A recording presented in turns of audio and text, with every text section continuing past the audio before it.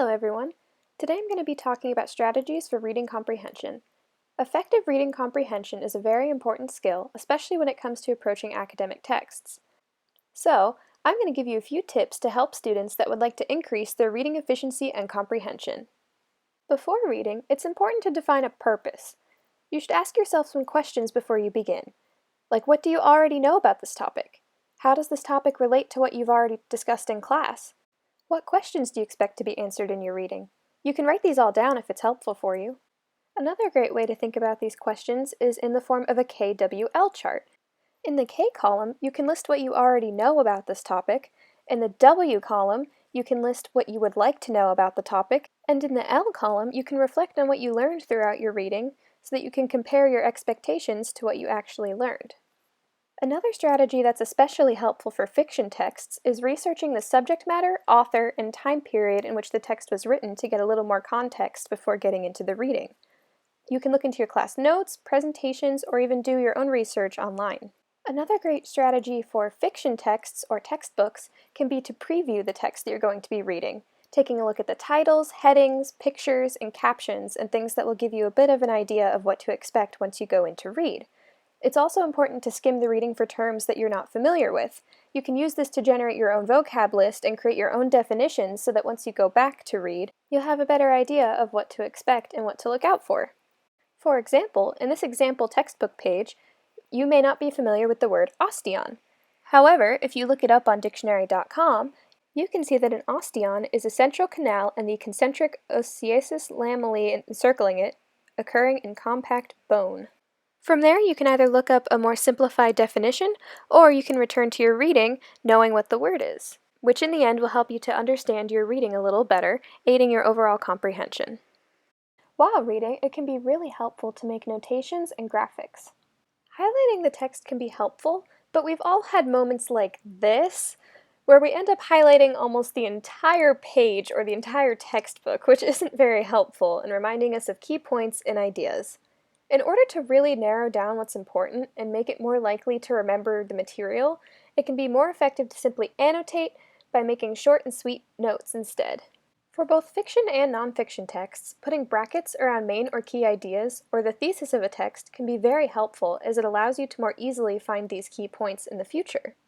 You can also make notes that ask questions, or you can summarize, critique, reword, or react to the content as you read, circling key concepts and phrases.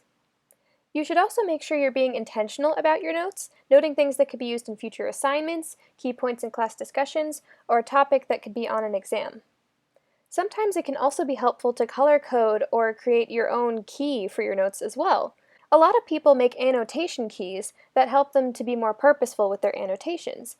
Creating outlines, flowcharts, maps, and diagrams can also help to remember information, especially if you're a visual learner.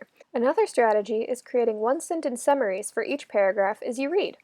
As you go through the reading, consider what each paragraph says and what it does. In other words, what is the paragraph saying and why is it important? You can either think through your summary or you can write it down, which can be a useful study tool later. Writing summaries, in addition to other strategies, can be very helpful after reading. For some people, writing a summary while reading is not practical, so sometimes it can be helpful to write a short summary of the essay or chapter after completing the reading, referring back to the reading if necessary. It's especially helpful if the summary is written in your own words and includes the main ideas and some key examples from the reading. Another helpful strategy is to review and organize the key points that have been annotated. This can be done by redefining unfamiliar terms, making a list of questions and topics for class discussion, and even making a practice test based on the material. Reflection is another helpful strategy after reading. Questions such as, do you agree or disagree with what you read and why? Or, what do you think should have been addressed in the text but wasn't? Or, how did what you read relate to your own life? Can all be very helpful in identifying what information stuck and what will need to be revisited. It will also help the information to better integrate into the student's long-term memory, especially if they reflect on the reading in terms of their own life experiences. Another tried and true method is to have the student teach the information in the reading to someone else, whether it be a tutor, classmate, friend, or family member. It really helps to reveal what information needs to be revisited, and just like with reflection, it also helps to transfer the information from short-term to long-term memory because they have to engage with it on a deeper level. Now contextualizing all of the strategies we previously discussed, SQ4R reading is an active reading strategy that helps to navigate reading a textbook and to apply reading and note-taking skills. The acronym stands for Survey, Question, Read, Recite, Record, and Review. Taking this step by step, the first thing you do in this method is when surveying the text, just like I mentioned earlier, it's important to begin by reading the introduction or preface, browse the table of contents, chapter titles, headings, pictures, and captions to get a feel for the big ideas in the text. The next step is question.